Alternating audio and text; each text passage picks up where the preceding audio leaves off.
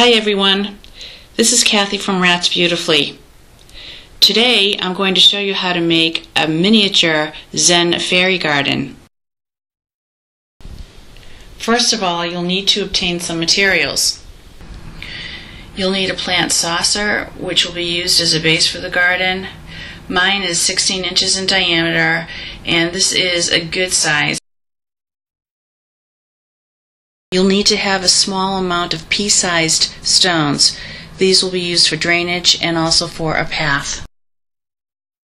Place about 1/2 inch of pea-sized stone in the saucer base.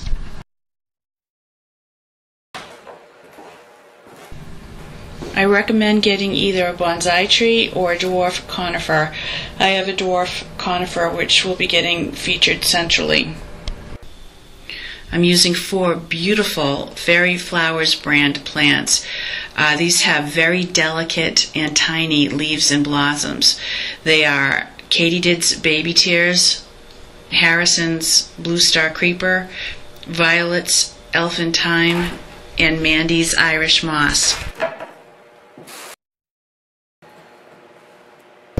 You'll need to have a couple of medium-sized rocks, the largest of which is going to be used on the back side for support and height. Try to have yours be fairly narrow, wide, and somewhat symmetrical. One side will also need to be level and flat. The 2 other rocks are smaller. Mine are about the size of my hand made into a fist.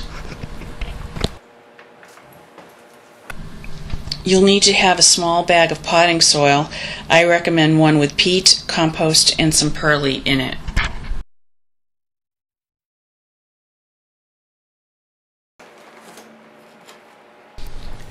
With the support rock in place and the conifer or tree positioned directly in front of it, you can start to add soil in between the 2.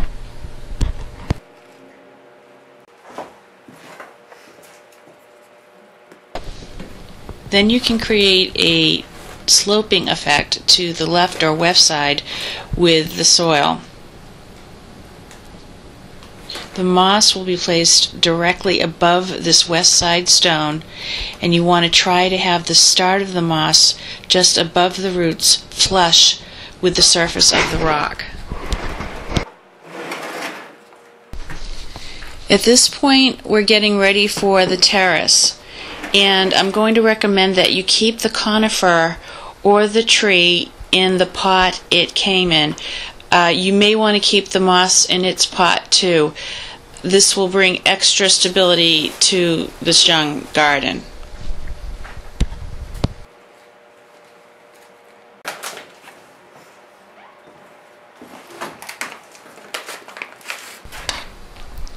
As you can see, I'm cutting the terrace to size. It looks like a height of 4 tiles will work well here.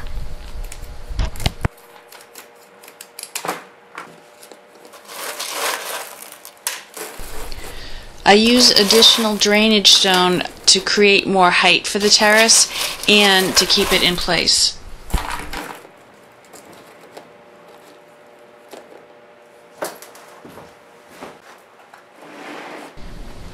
Next, you can lay down soil across the front.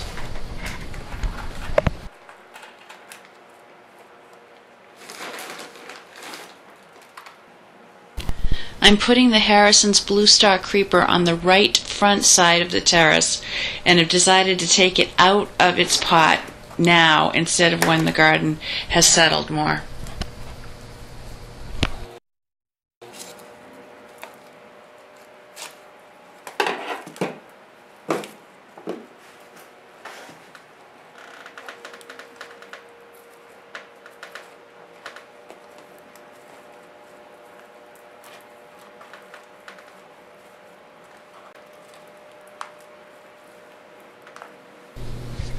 What you don't see here is that I've put the baby's tears between the north side rock and the right or east side rock.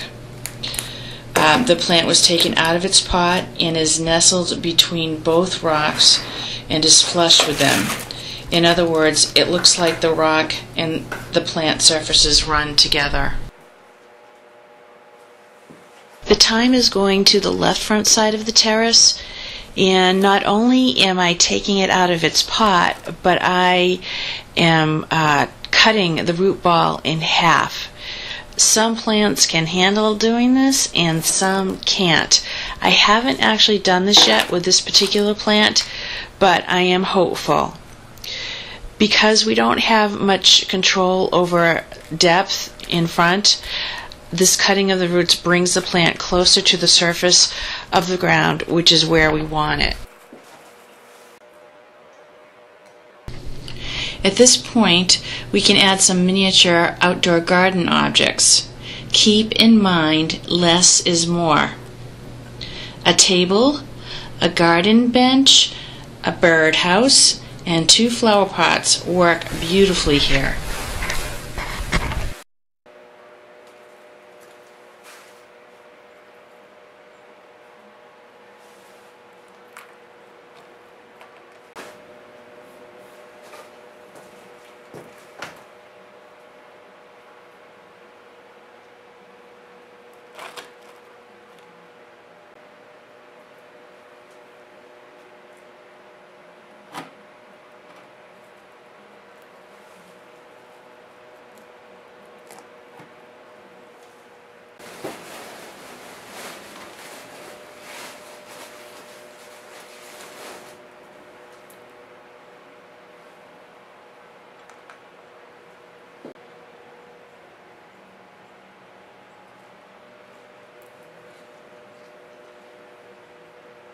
Here I'm trying out some stones I collected at a beach for the path leading to the bench.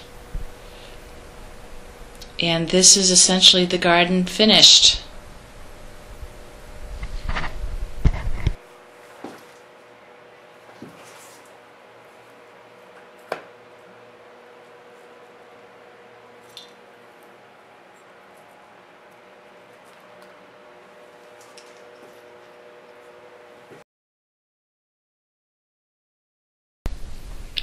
Here is the finished garden with the beach stones path replaced with a drainage stones path. Both options work fine. You might find with this kind of garden you're going to want to tinker with it and kind of evolve it. But it's because it's so small, any kind of change is so easy to do. It's not stressful. It's fun. So play with it and have fun with it. If you'd like to know more about creating this kind of garden, I have a book. It's called How to Make a Zen Fairy Garden, and it's available at Amazon.